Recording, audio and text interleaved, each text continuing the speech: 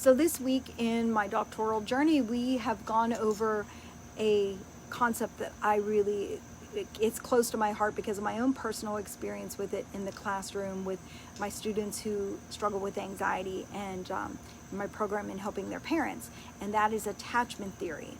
And so I want to talk about, in a series of 3 videos, how your child's attachment style can affect their learning. Also, in the second video, how your style as a parent can affect your child's learning.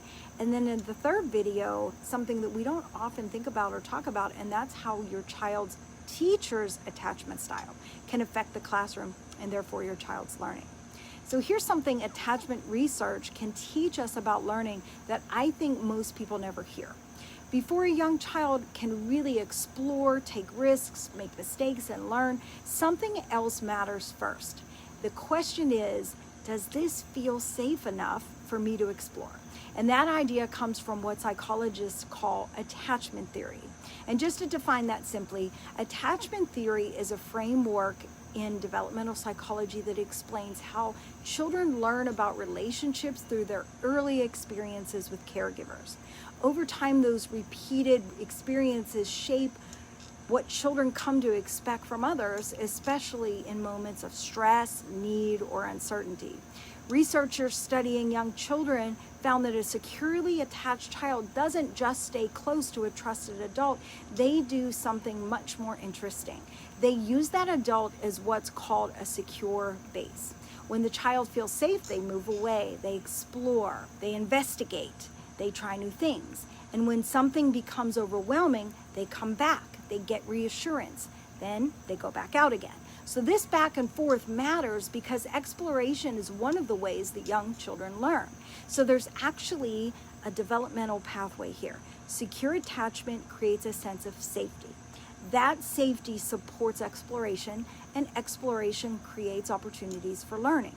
But where it gets even more interesting is that attachment theory also describes what are called internal working models.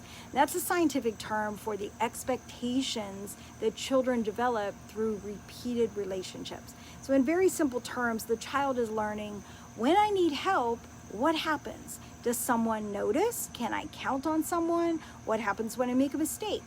Over time, those experiences help shape what the child expects when something becomes difficult or uncertain.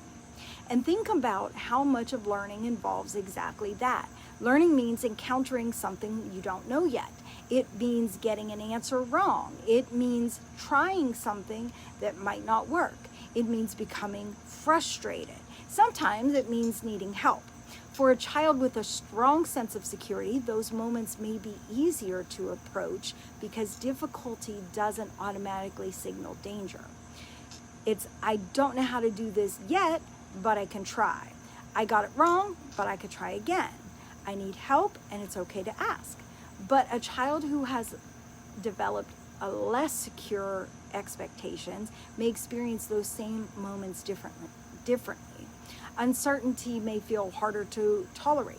Asking for help may feel riskier. Making a mistake may feel more threatening. The child may become more focused on what is happening around them than on the thing that they're supposed to be learning. And that is where attachment theory becomes important to the learning conversation.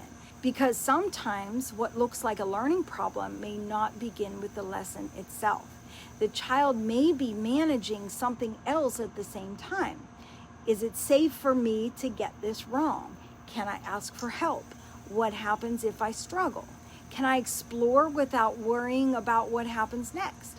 Those questions aren't necessarily happening consciously. I mean, a 5-year-old isn't sitting there thinking, my internal working model is interfering with my willingness to engage in exploratory learning. Of course not. But the child's expectations can still shape what they do. One child may lean into a challenge while another may avoid it. One may ask for help while another may shut down. One may recover quickly from a mistake while another may become overwhelmed by it. And if we only look at the behavior, then we can miss what's underneath it. We might say things like, she gives up too easily, or he won't try anything by himself. She always needs reassurance. He knows this. I don't understand why he won't do it. Attachment theory gives us another question to ask. What does this child expect when things become difficult? Because learning isn't just taking information in. Especially for young children, learning requires exploration. It requires enough security to move toward something unfamiliar. It requires enough confidence to experiment. It requires enough trust to seek help when it's needed, and enough safety to get something wrong and then go back out and try again. And that's why the secure base concept matters so much. The goal of security isn't to keep a child close, it's to give them enough security to move away and explore. And this is where adults can accidentally get in the way. Because when we hear that children need to feel safe, it's easy to think that our job is to make sure that they never feel uncomfortable. But it's not the same thing.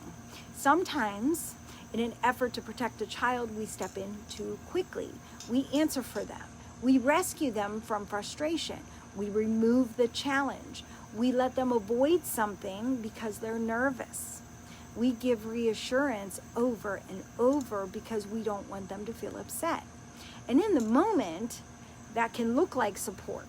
But if the adult continually removes the discomfort, the child loses something that's really important. And that's the chance to experience discomfort and then discover, I can handle this. Remember what the secure base is for. The child goes out, something gets difficult, they come back for support, and then they go back out. And that's the part we can't leave out, because the goal isn't, I'll make sure that nothing feels hard. The goal is, you can come back to me when it's hard, and I believe you can go back out and try again. And that difference matters for learning.